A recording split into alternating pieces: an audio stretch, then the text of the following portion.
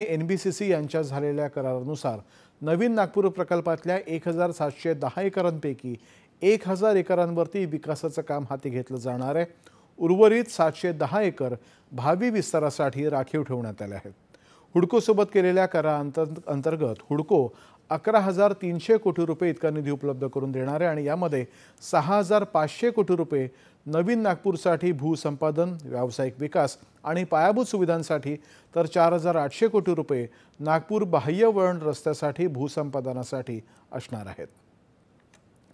राज्यातील महत्त्वाकांक्षी वैनगंगा नळगंगा नदीजोड प्रकल्पाद्वारे विदर्भ आणि मराठवाडा विभागातील पाणी टंचाई दूर करण्यासोबतच शेतीला शाश्वत पाणी पुरवठा उपलब्ध होणार आहे।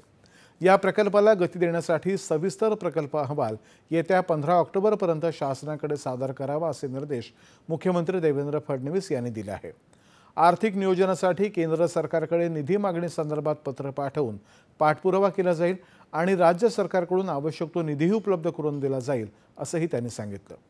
मुंबईमध्ये आज वैनगंगा नळगंगा नदीजोड प्रकल्पाचं सादरीकरण मुख्यमंत्र्यांच्या अध्यक्षतेखाली सादर करण्यात आलं, त्यावेळी ते बोलत होते।